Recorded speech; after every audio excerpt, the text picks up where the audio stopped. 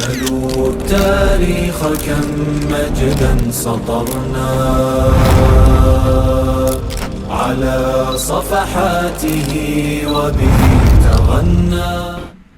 قال الله تبارك وتعالى في محكم كتابه وهو أصدق القائلين: أعوذ بالله من الشيطان الرجيم، بسم الله الرحمن الرحيم. الحمد لله رب العالمين الرحمن الرحيم مالك يوم الدين. صدق الله مولانا العظيم وصدق رسوله النبي الكريم، ونحن على ذلك لمن الشاهدين والشاكرين. إن الله وملائكته يصلون على النبي يا أيها الذين آمنوا صلوا عليه وسلموا تسليما. اللهم صل على سيدنا وشفيعنا ونبينا ومولانا محمد وعلى آل سيدنا وشفيعنا ونبينا ومولانا محمد وبارك وسلم وصل عليه. الله رب الجلال دې د علمي او څېړنیز سیمینار په خپل عالي دربار کې قبول او مقبول وګرځوي. د لوګر ولایت د پوهنې ریاست په ځانګړي ډول د پوهنې ښاري امریت له دې ابتکار نه ډېره زیاته مننه کوو چې د قدرمنو معززو ښوونکو لپاره یې داسې یو علمي معلوماتي او تحقیقاتي سیمینار جوړ کړی، او همدارنګې د کلمات علمي او څېړنیزې ادارې نه په ډېرې زیاتې مننې سره چې لوګر ولایت کې داسې یو ابتکار کړی، نوښت یې رامنځته کړی او د دوی په همکاري باندې دغه سیمینار جوړ شوی. الله رب الجلال دې په دې سیمینار باندې پوره فایده مرتب کړي. قدرمنو، وخت آخر ده، کېدای شي تاسو به ستړي یئ. کله وخت مجلس ډېر اوږد شي نو هغه آخر کې که یو بحث ډېر خوندور او جالب هم شي، بیا ډېر مفید او ګټور نه تمامېږي، ځکه ذهن ستړی شوی. نو زه به کوشش وکړم چې دا خپلې خبرې په لنډو الفاظو کې راغونډې کړم. څومره وخت لرو قدرمن؟ صحیح.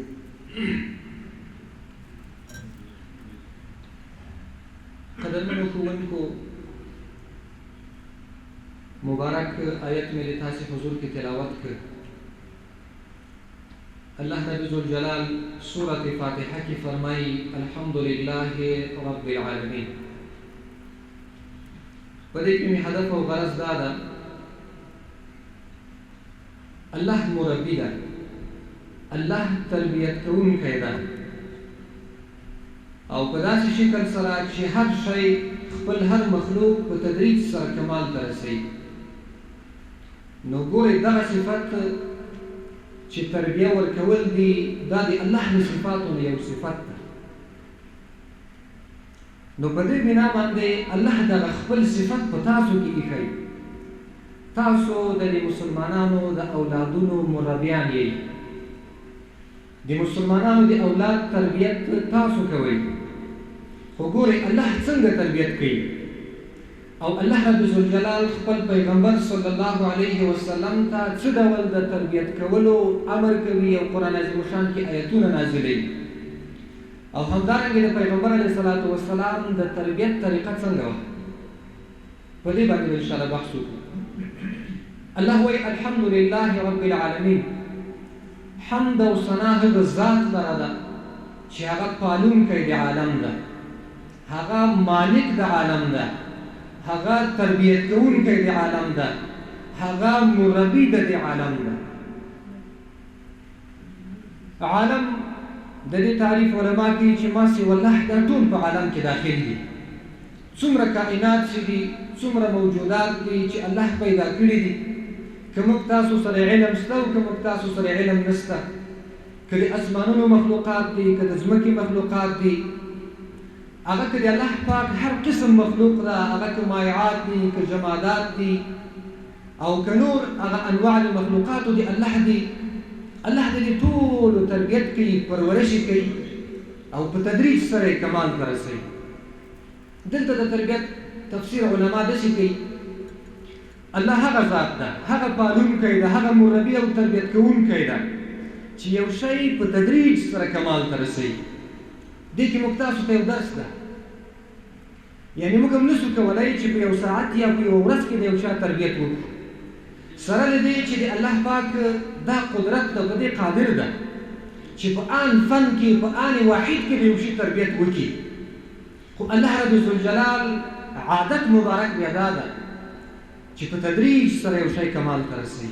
یو ګوره د الله پاک قدرت ده او بل د الله رب ذوالجلال عادت ده. قدرت خو دا هم ده کولی شي په آن فن، په آن واحده کې کن فیکون، چې الله کولی شي چې یو شی کمال ته ورسوي، تربیت یې وکړي. خو عادت د الله په دې نه ده جاري. عادت د الله په دې جاري ده چې الله پاک هر شی په تدریج سره کمال ته رسوي. د مثال په ډول یو بزګر راولاړ شي، غنم په خپل پټي کې وشیندي، نور خو د بزګر دا قوت نشته او دا طاقت نه لري چې هغه راشین کړي. شین کوونکی د دې نبات او د دې غنم راشین کوونکی، لویونکی، کمال ته رسوونکی ذات دی الله جل جلاله ده. الله په دې قدرت لري چې په انفن کې دا غټ کې ورسي، پوخ شي. خو الله رب ذوالجلال په تدریج سره د خپل عادت موافق دغه غنم کې یو تار پیدا کړي، شینوالی کې پیدا شي، د ځمکې راوچت شي، ورو ورو ورو ورو رسېږي خپل اندازې ته، بیا شینوالی په زیړوالي بدلېږي، پوخوالي ته رسېږي، غنم پکې پخېږي، پکې کلکېږي، مضبوطېږي، تر دې چې موږ تاسو ګټې اخیستنې ته برابرېږي. نو الله هغه ذات ده، نه یوازې د انسانانو یا د حشراتو یا د وحوشو، د طیورو، د نورو مخلوقاتو تربیت کوي، له دې سره سره د مائعاتو، د جماداتو، د خپل ټول مخلوق تربیت او پرورش کوي. او د الله پاک رب ذوالجلال په دې تربیت کې که انسان فکر وکړي، د انسان عقل حیران شي چې ذات اقدس د الله څومره لوی ذات ده، سبحان الله.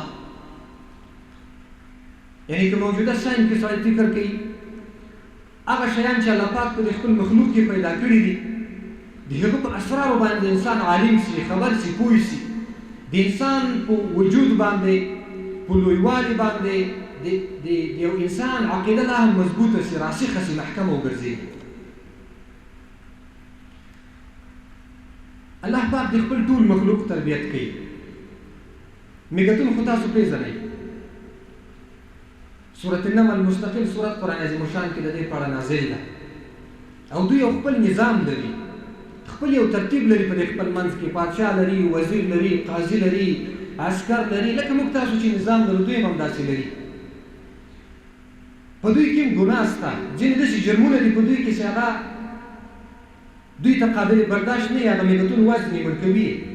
ابن قیم رحمة الله علیه لیکلي وایي یو ورځ یو کس د ملتونو له غار سره نږدې ناست و، د دوی د کور سره څه معجون توی شوي وو، خواږه شی دی، پسې دوی ډېر ګرځېږي. یو ملتون راغی، ډېر کوشش یې وکړي چې دغه معجون چې توی شوي، کوم شی چې په معجون ملوث ته ځان سره یوسي، وس یې ونه رسي. لاړ نور مېږتانې یې راوستل. ابن قیم صاحب وایي د ما استاد دا چا څه دا صحنه لیدلې ده، دی وایي چې دا شی ما راوچت کړه، دا معجون دی، هر څه دی، خواږه شی دی، دا ما راوچت کړل مځکې. دغه مېږتون چې اول یې دغه څه لیدلی دی، مخکې د نور پسې دی، راغله شاوخوا وګرځېدل، څه نه و، بېرته لاړو. وروسته مې بیا هغه شی په خپل ځای کې ایښود. بیا مېږتون راغی، زور یې وواهه، وس یې ونه رسېد، لاړه، نور یې راوستل کومکي. هغوی چې بیا راغله، بیا مې جګ 3 وارې دا قصه تکرار شو. آخر کې وایي ما ورته کتل، دا نور مېږتانه راولاړ شو، دغه یو مېږتون چې دوی ته دروغجن ثابت شوی و، دی وایي ټوک ټوک چا یو پښه پرې ویسته، چا بله پښه پرې ویسته، چا یې سر پرې ویسته، ټوک ټوک یې کړه، هلته پرېښود، بېرته لاړو. یعنې دوی یو نظام لري، دوی هم د الله پاک داسې یو مخلوق دی چې الله پاک یو نوع شعور او پوهه دوی ته هم ورکړی. دغه مېږتون ته یو ورځ سلیمان علیه السلام وایي ته څومره خوراک کوې په کال کې؟ دی ورته وایي چې د غنم یوه دانه خورم. سلیمان علیه السلام ورته وایي نه، دا د ما عقیده نه ده، په دې د ما فکر نه خلاصېږي، زه فکر کوم ته به ډېر خوراک نه کوې، د غنم یوه دانه په کال کې نه شي خوړی. نو سلیمان علیه السلام یو مېږتون د غنم د یوې دانې سره په یو بوتل کې بند کړ.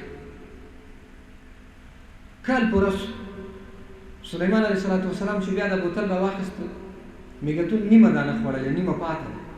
او بل په میږتنو کې یو کمال دا ده علما لیکي دا غنم چې دا که چېرته د منځ تار ترې ونه ویستل چې دا شین کېږي، خو دې ته دا پوهه الله ورکړې، دا بصیرت الله ورکړی، ځیرکتیا او مهارت الله ورنصیب کړی، هغه ترې باسي چې شین وسي، بیا په دې رزق کېدلو نه وځي. نو نیمه دانه غنم یې خوړلی. سلیمان علیه السلام ته خو الله پاک منطق الطیر او همداسې منطق الوحوش دا ورکړی و، د دوی په ژبه باندې پوهېدل. وایي تا خو ما ته ویلي وو چې زه په یو کال کې د غنم یو دانه خورم، تا خو نیمه خوړلې. نو میږتون څه ورته وایي؟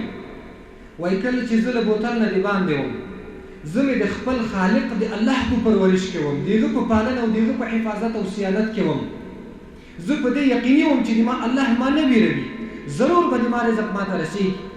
خو چې کله د تا په پرورش کې سوم، تا په دې بوتل کې بندي کړم، داسې فکر مې وکړ کېدای شي کال تېر شي د تا نه زه ویر سم. سپما مې وکړه، په نیم نس مې خوراک وکړ، ځان مې مړ نه کړ. سبحان الله، چې یو میږتون د الله رب ذوالجلال نه نه ویرېږي. څه فکر کوئ موږ تاسو ترې ویرېږو؟ هېڅکله نه. ګوره رزق به الله راکوي، د موږ تربیت الله کوي، هر قسم تربیت او پالنه مو کوي. د رزق پالنه او ترتیب او برابرول هم الله رب ذوالجلال موږ ته کوي. نو میږتون ورته وایي د الله په تربیت کې وم، الله ما ته رزق راکاو، زه په دې یقیني وم چې وږی کېږم نه، خو اوس د تا په پرورش کې راغلم، د تا په تربیت کې راغلم، وډار سوم، ویر دې نه سم. انسان عاجز وي. نو سپما مې وکړه، ما که څه ډېر وخت پاته سوم دا به یې خورم. غرض او هدف مې دا و چې الله پالونکی ده، الله پرورش کوونکی ده. الله رب ذوالجلال هغه ذات ده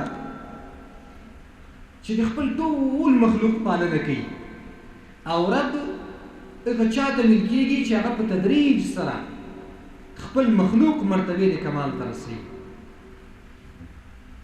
وروسته له دې نه راځي الرحمن الرحیم، دا د الله صفتونه دي. لکه څنګه چې رب پالونکی تربیت کوونکی د الله صفت ده، همدارنګې رحمان او رحیم هم د الله صفتونه دي. علماو لیکلي رب باندې یو څوک مسما کول دا جائز نه ده، ناروا ده، ځکه دا د الله صفت ده. هلته جائز ده چې کله صفت اضافت ورسره یو ځای شي، په اضافت سره بالفرض عبدالرب یو چاته وویل شي دا جائز، خو خالي رب ویل یو چاته جائز نه ده، ځکه دا صفت د الله ده. او دا داسې صفت ده چې الله رب ذوالجلال خپل مخلوق په تدریج سره مرتبې د کمال ته رسوي. الله وایي الرحمن الرحیم. د رحمان او د رحیم مختلف تفسیرونه دي. رحمان عظیم الرحمت، هغه چې رحمت یې ډېر زیات لوی ده. رحیم دائم الرحمت، هغه چې رحمت یې دائم ده، همیشه ده.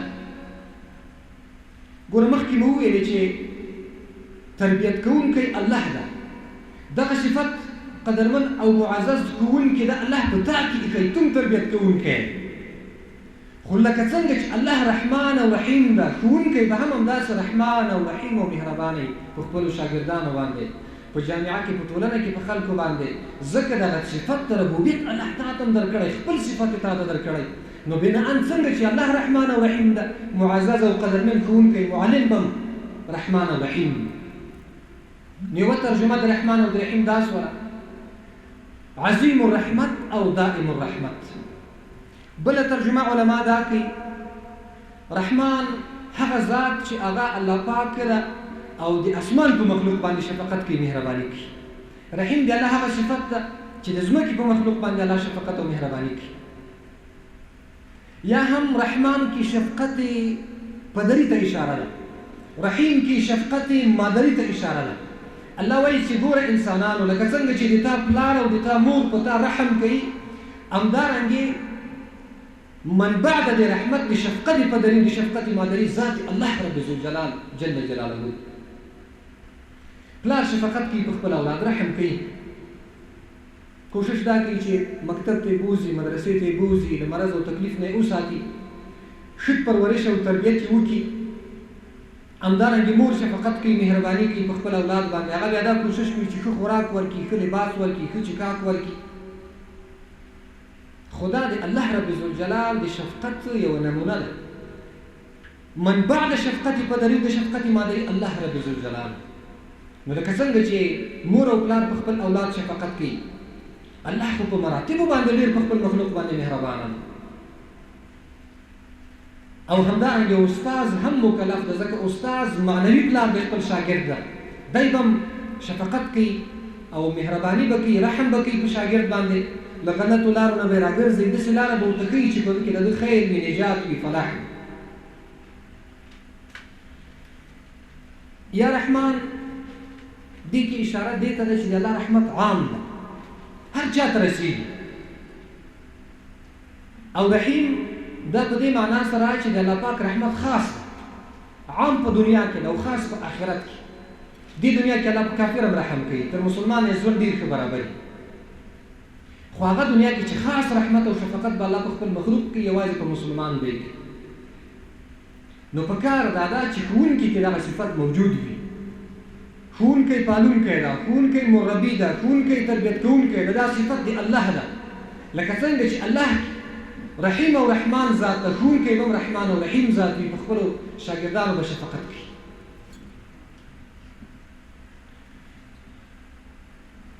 همدارنګه متعددو احادیثو کې پیغمبر علیه الصلاۃ والسلام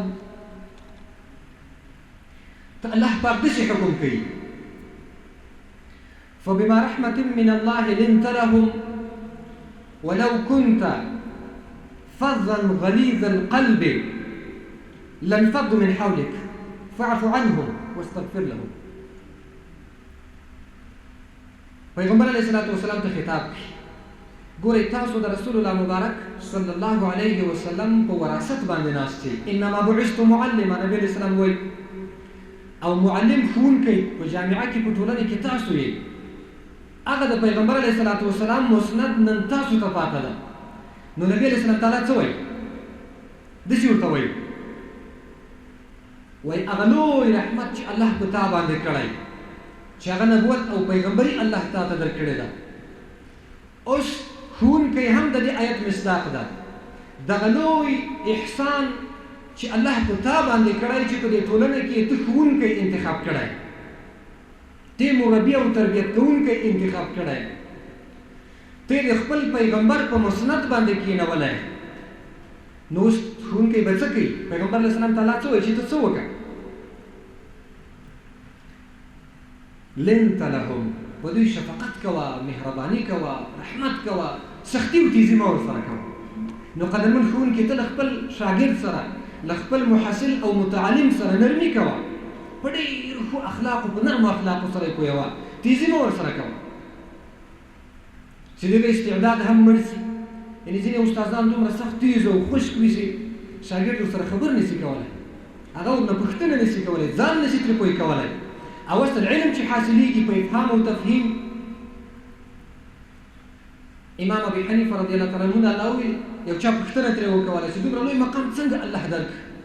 وایي دوه کاره مې کړي، افاده او استفاده. نو هغه چې له تا نه استفاده ونه شي کولی او له تا نه پوښتنه ونه شي کولی، نو معلومه ده چې دغه درسي نظام ناقص ده، کمزوری ده، موږ تاسو خپل مسؤلیت نه ده ادا کړی. نو په کار دا ده چې په ښوونکي کې ماده د رحمت موجوده وي، ماده د نرمي په ده کې موجوده وي. دی به له خپل شاګرد سره تیزي او زیاتی نه کوي، تیز الفاظ به نه ورسره وایي. پیغمبر علیه السلام تعالی ویلي لنت لهم، نرمي کوه. وروسته وایي ولو كنت فظا غلیظ القلب، که ته چېرته سخت زړی یې، بد اخلاقه یې، تیزو اخلاقو والا یې، نو بیا به څه وشي؟ لانفضوا من حولک. دا څومره خلک چې په تا راټول دي دا به درنه ولاړ شي. بد اخلاقه کله ملګری دی؟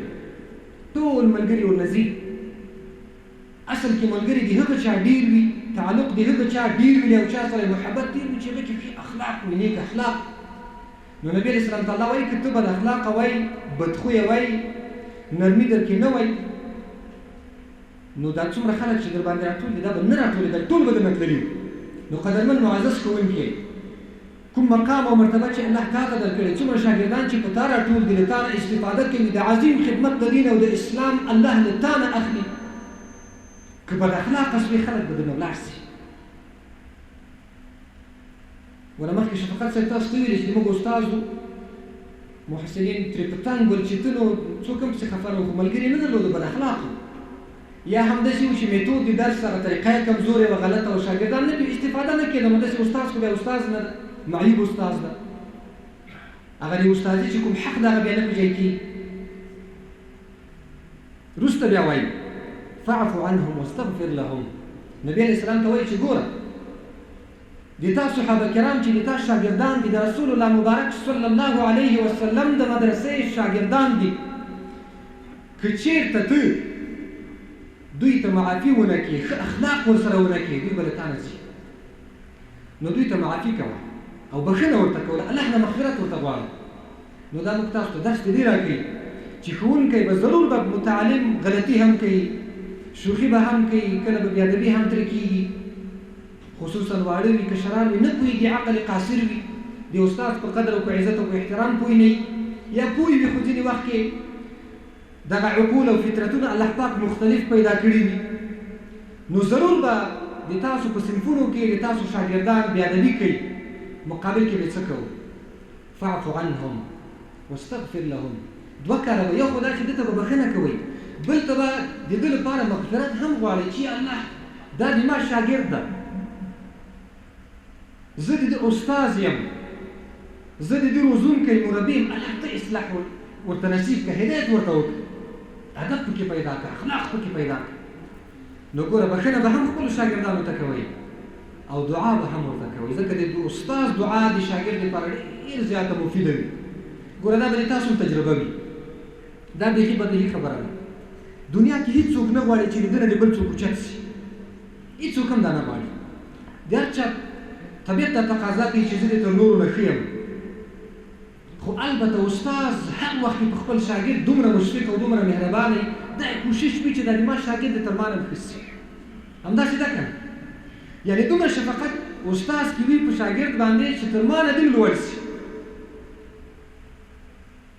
نو په کار دا ده چې استاد خپل شاګرد ته معافي وکړي او دعا ورته وکړي د هدایت او د صلاح او د فلاح دعا ورته وکړي ګورې پیغمبر علیه الصلاة والسلام خپل شاګردان څنګه روزل رسول الله مبارک مربي و تربیت کوونکی و صحابه ټول شاګردان و 1,400,000 یا هم الاصابه کې راځي چې 1,14,000 ټول مجموعا صحابه کرام دا د پیغمبر صلی الله علیه وسلم شاګردان پیغمبر علیه السلام مربي ده پیغمبر علیه السلام تربیت کوونکی ده پیغمبر علیه السلام معلم ده پیغمبر علیه السلام ښوونکی ده څنګه یې روزي امام بخاري حدیث راوړي قام اعرابي فبال في المسجد فتناوله الناس فقال لهم النبي صلى الله عليه وسلم دعوه وحرقوا على بوله سجلا من ماء فإنما بعثتم ميسرين دې کې موږ ته عظیم درس ده نبی علیه الصلاة والسلام صحابه کرام مسجد نبوي کې ناست دي اعرابي راغی باندچي و د بادیو د غره والا سړی و طبعا هغوی ته دین ډېر نه یې رسېدلی له مکاتب و مدارس و تعلیمي مراکزو نه لرې وي عقل کې هم قصور وي اکثر وخت له اوښانو سره تېر شوی وي اوښ کې قساوت القلب یو رقم سختي پکې وي هغه طبیعت ده ته هم رانقل شوی وي داسې یو کس راغی مسجد نبوي ته حاجت ورغی جومات کې جګ خپل حاجت یې پوره کوه په ولاړه باندې صحابه ورته وایي چې مه مه کوه څه کوې جومات ته بېادبي دې وکړه په ولاړه باندې ته خپل حاجت پوره کوې پیغمبر اسلام وایي دعوه پرېږدئ خپل حاجت یې پوره کړه وروسته صحابه ورته وایي تاسې یو ډول چې اوبه راوړئ په دې ځای یې واچوئ دا خو یې نجس کړه په جومات ته که نه نو دې کې محدثین علما لیکي څو خبرې دي